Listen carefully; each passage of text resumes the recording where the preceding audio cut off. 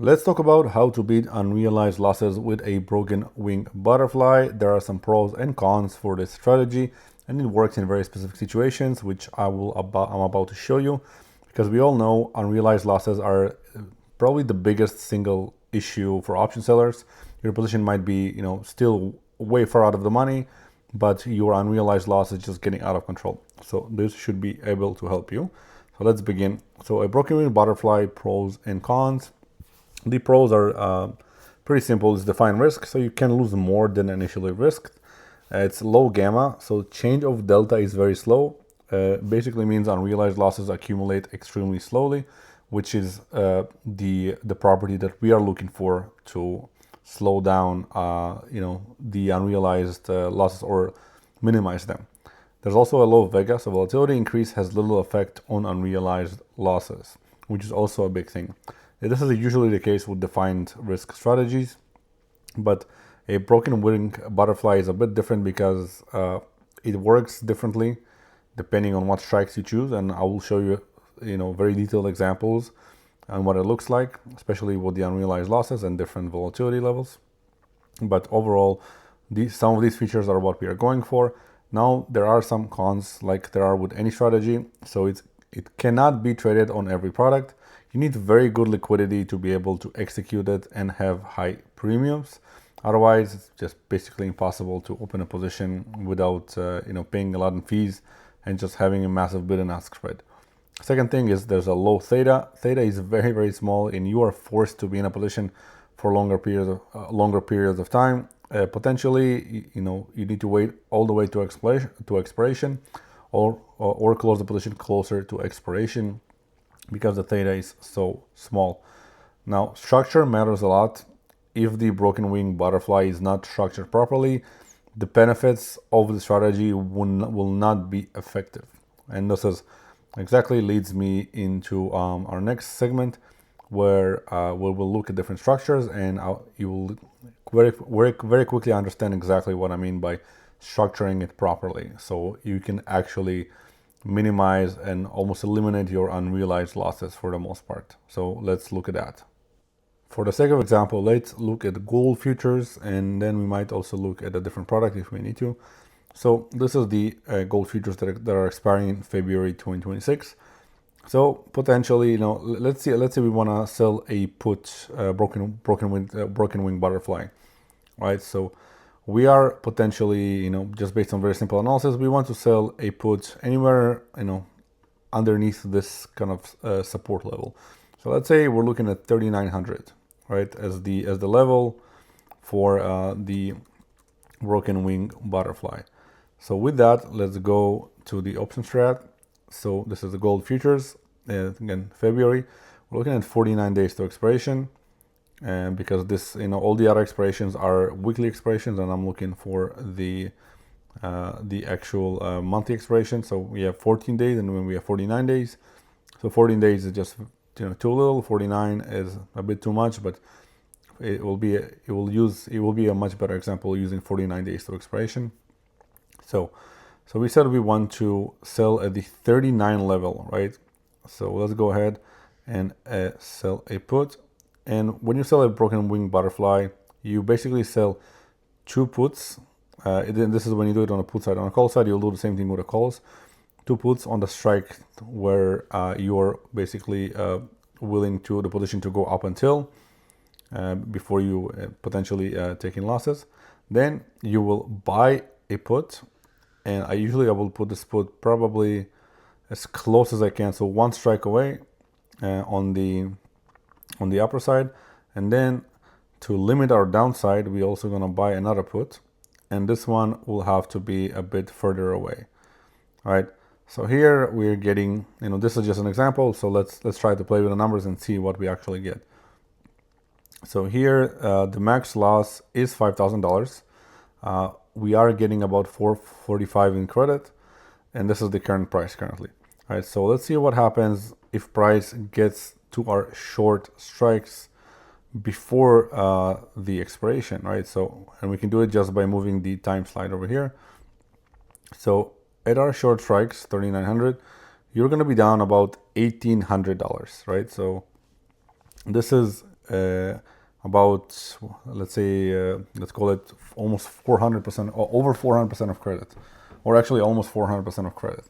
So this is quite a lot, right? This is not ideal.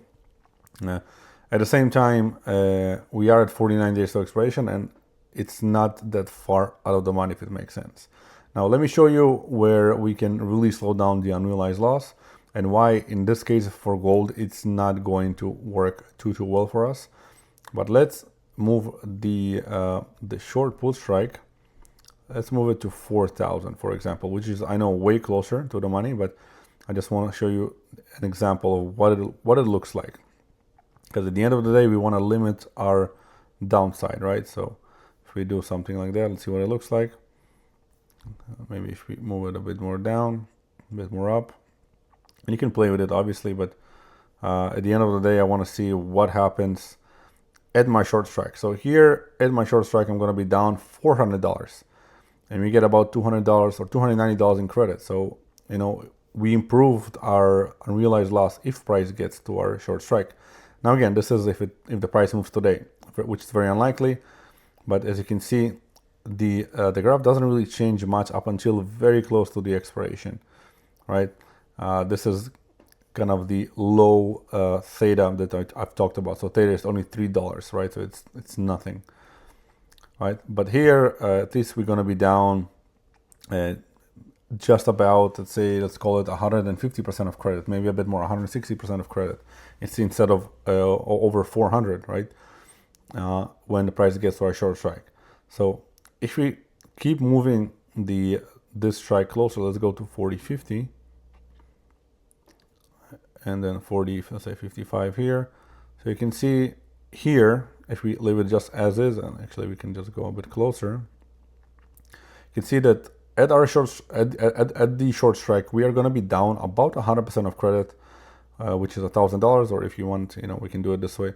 So we're going to be down about 98, almost 100% of credit, which is really, really nice. If you're, you know, an option seller for quite a long time, you know that this is really amazing. If if the price can get all the way to your short strike, and you're only going to be, worst case scenario, down 100%, that's amazing. Usually that's not the case if you sell far out of the money, right? So with gold, if we go to strike 40.50, you can see this is probably way too close for us. So this is pretty close to the price, and the price can easily just kind of drop, and we are going to be down. So on gold specifically, this is not going to work based on the graph currently, because we want to be further out of the money, right? And this is kind of the bottleneck for the strategy. Sometimes you cannot go as far out of the money as you would like to kind of really slow down your unrealized loss, right? And see what happens if volatility goes up 2 times.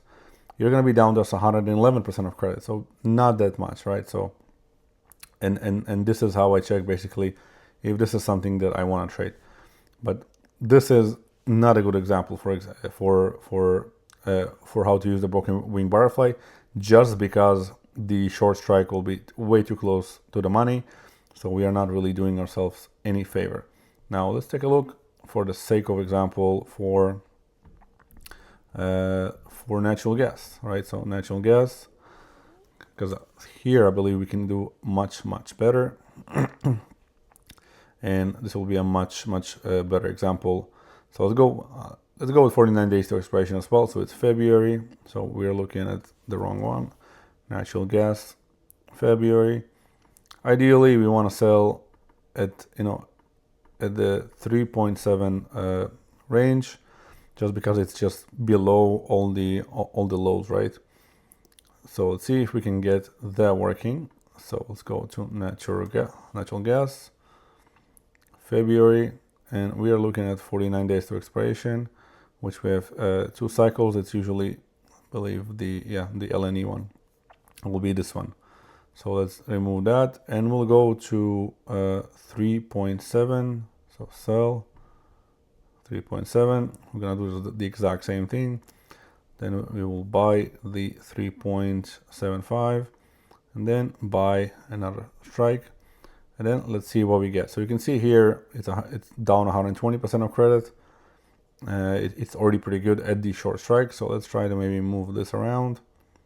There we go. So if we get this a bit closer, so that's pretty good. I would call it really, really good. So down about 104% of credit if price reaches our short strike.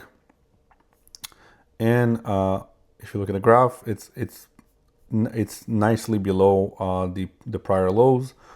Well, this will be a much better position to open, in my opinion, just because we can choose a strike that is actually far enough out of the money.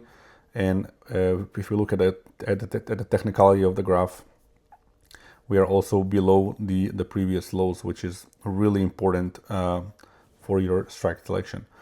Now let's see what happens if we move volatility. So see, volatility goes up 2 times, so you're going to be down about 140% of credit, maybe 150%, which is not too bad at all. Now, so one thing to remember is commodities, they crash upwards. So usually if price goes down, volatility goes down, right? And if that happens, then obviously our P&L is going to improve quite a bit, right?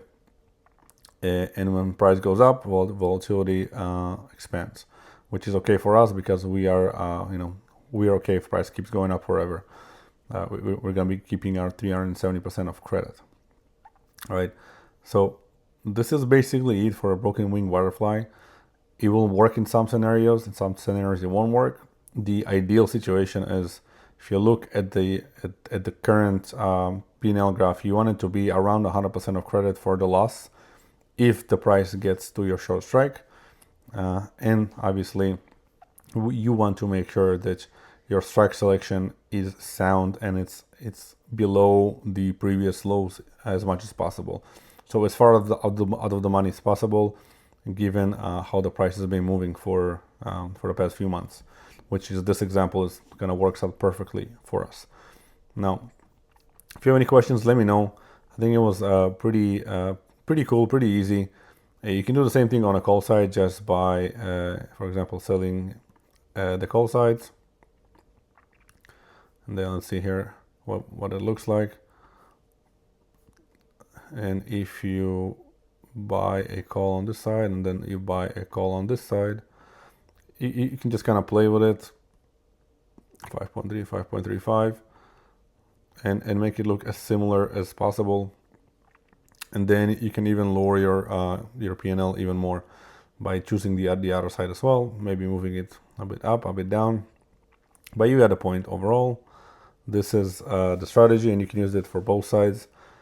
But make sure that your unrealized P&L, or at least the theoretical one, is around 100% loss once the price gets to your short strike. And again, it's very unlikely to happen in one day. So usually if it would happen after a few days, at that point you will be doing much, much, much better. Here actually it's quite interesting. If you do both sides, then if the price gets to your short strike, you're going to be only down 20%, right? Which is absolutely nothing. But then obviously you have risk to the other side. And if volatility expands, again, you're pretty protected. So it's not going to be too bad on both sides. So maybe this strategy will work much better if you use it on the broken wing butterfly on both sides. Okay, you can really minimize your P&L fluctuations, because this is nothing. Being down 27% is nothing. But the only caveat is, again, you have a small theta, so you will have to be in the position for basically, almost up until expiration to be able to make any profit on it. This is kind of the giveaway, all the trade-off that you're making. Thank you again. If you have any questions, let me know. I'll be happy to answer them. It's a pretty useful tool in certain situations. And again, any questions, let me know, and I will catch you in the next one.